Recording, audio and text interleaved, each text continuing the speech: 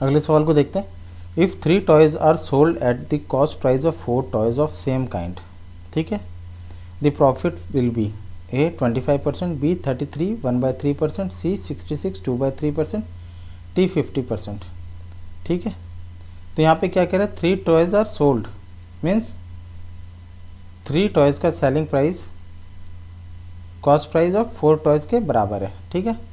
3 toys को बेचा जाता है 4 टॉयज़ के कॉस्ट प्राइस पे। तो आइए इसको सॉल्व करते हैं, इसको कैसे सॉल्व किया जाए।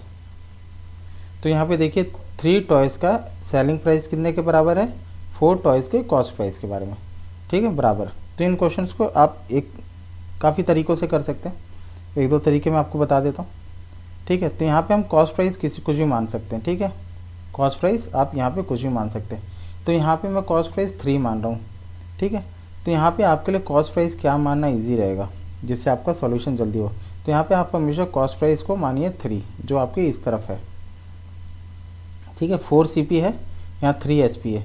तो जो CP है आप इसको मानिए 3 टॉयज़, ठीक है, 3 मानिए, टॉयज़ नहीं, 3 के बराबर मानिए। तो लेट इट बी CP और 3। तो अगर आप CP आप 3 मानते हैं, ठीक है, CP आप 3 मानते हैं तो आपका SP भी निकल जाएगा, ठीक है। आप CP की वैल्यू 3 डाल दीजिए, आपका SP भी आ जाएगा। SP क्या आ जाएगा आपका, ऑटोमेटिकली 4 आ जाएगा, ठीक है।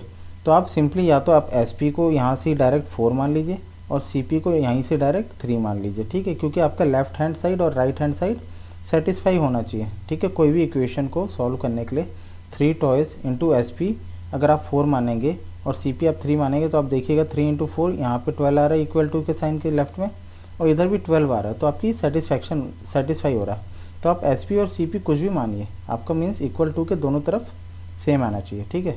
तो अभी आपको मेन क्या था, SP और CP निकालना। अभी आपका सेलिंग प्राइस 4 है और CP अगर 3 है तो आपको प्रॉफिट कितने का होता है, प्रॉफिट क्या होता है, selling price minus cost price, 4 minus 3 1, ठीक है। प्रॉफिट कितना होता है, हम जितने बेचते हैं माइनस जितने पे हमने ख़रीदा था इसको। तो 3 रुपये में ख़रीदा था, 4 रुपये में बेचा, 1 का प्रॉफिट हुआ। तो ठीक है, प्रॉफिट हम निकालते हैं हमेशा कॉस्ट प्राइस पे, जब तक क्वेश्चन में ना कहा गया हो कि सेलिंग प्राइस पे निकाला जाए, तो हमें हमेशा कॉस्ट प्राइस पे ही प्रॉफिट निकालते हैं बाय डिफ़ॉल्ट। तो हमारा प्रॉफिट परसेंटेज कितना हो जाएगा, ये तो प्रॉफिट 1 रुपये है, लेकिन परसेंटेज में हमें बताना है। तो profit upon cost price into 100। Profit हमारा 1 है, CP हमारा 3 है, ठीक है। प्रॉफिट हमारा क्या है, 1 आया है, और CP हमारा क्या था 3 जो हमने माना था, ठीक है, इंटू 100। तो 1/3 इंटू 100 क्या होता है परसेंटेज में, 33 1/3। आपको इसका फ्रैक्शनल इक्विवेलेंट पता होना चाहिए कि 1/3 के बराबर होता है, ठीक है। तो आपको ये करने का एक तो ये तरीका हो गया, बाकी आप दूसरा वे भी देख लीजिए, ठीक है। 3 SP is equal to 4 SP, ठीक है। यहाँ पे 3 toys into SP equal to 4 toys के CP के बराबर है। तो टॉयज़ आप ऐसे ही कैंसिल कर दीजिए, ठीक है। SP के नीचे आप CP को क्रॉस मल्टीप्लिकेशन से ले आइए, SP अपॉन CP, और 4 के नीचे 3 आ जाएगा, ठीक है। तो SP आपको करस्पॉन्ड कर रहा है 4 को और CP आपको करस्पॉन्ड कर रहा है 3 को।